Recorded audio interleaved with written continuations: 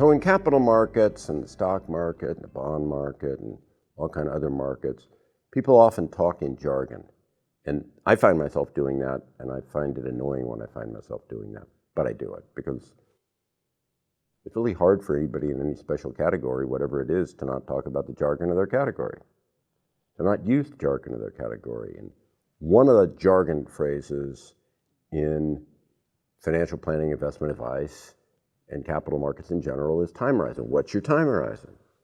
And people throw that around pretty readily, and then someone will say to me, what do you mean, and how do you calculate it? And that's a really valid question. When you're in the 5th grade, they're not teaching you, how do you calculate your time horizon? So really it works pretty simply and about like this. What's the primary purpose of your money? What are you trying to accomplish with it? Over what time? Is there something else you're trying to accomplish that maybe changes part of it? And how would you measure that?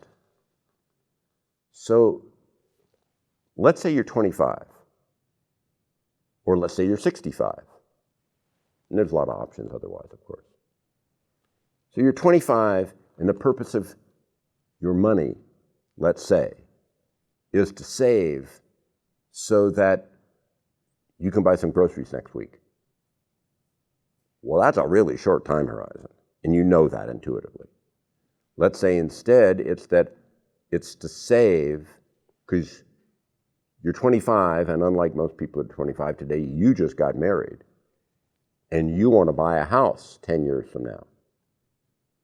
You know, you can't afford it now, but you're thinking down the road 10 years from now, that's when you're going to have kids, and that's when you're going to buy your house. Well, if that's what the primary purpose of your money is, that just told you your time horizon. You follow that? The more common one that I see, and I'm just going to tell you, when I was young, when I was in my 20s, every year I had a 5-year plan. Every year. My 5-year plans never worked out. Every year, I couldn't quite envision what the real long term was, because when you're young, you haven't lived a long term. And young people don't like to hear that, but I know it was true from when I was young, and I know it's true from young people I talk to now. But as you get older, up to be more like that person that's, let's say, 65, now you're thinking differently. And you're thinking, well, the primary purpose of my money, and this is the most common answer I ever hear to this question, is to take care of me and my spouse the rest of our lives. Okay. Anything else? Oh, yeah, we'd like to leave some money to our offspring. Okay. Anything else? Well, we probably want to spend some money on our grandkids before we die, too. Okay. Anything else? Well, we got a little bit of money we want to leave to charity. Okay. Anything else? No, that pretty much covers it. Those kind of answers are real standard and common ones, and I think that makes sense to you. So then my next question is, okay, so if the primary purpose is to take care of you and your spouse the rest of your lives, how long do you think you're going to live? How long do you think your spouse is going to live?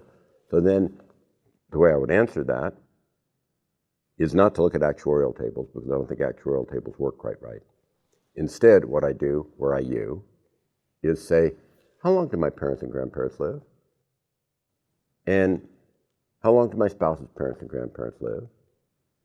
And am I in better overall health or worse than they were?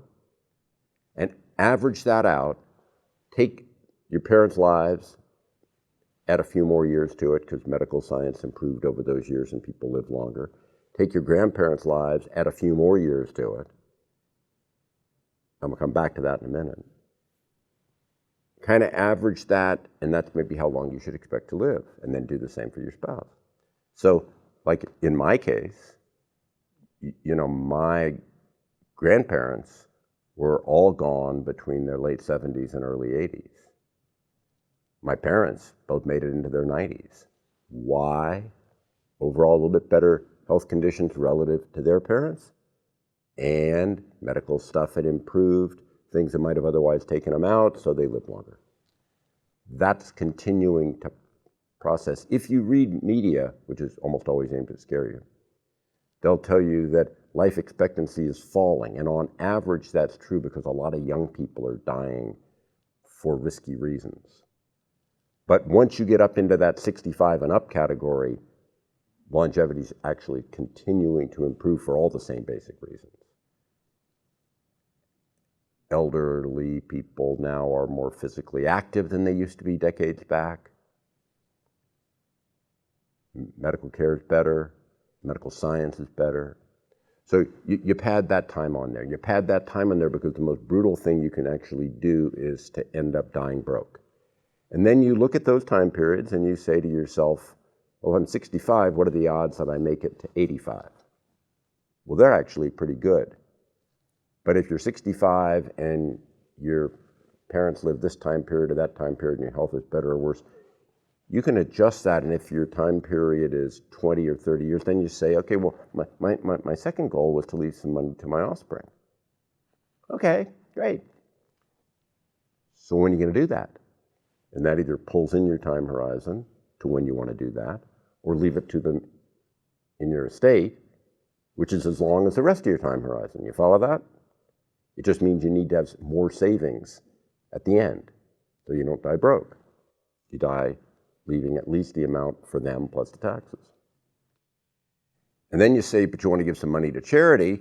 Well, again, in your estate, before your estate, next year, that adjusts the time frame for that pocket of money, but just that pocket of money. And then you want to spend some money on your grandchildren. Hey, who doesn't want to spend money on their grandchildren? So you set that aside in terms of how old your grandchildren are, what you want to spend, might be college, might be I don't know what. But that's exactly the methodology that you go through.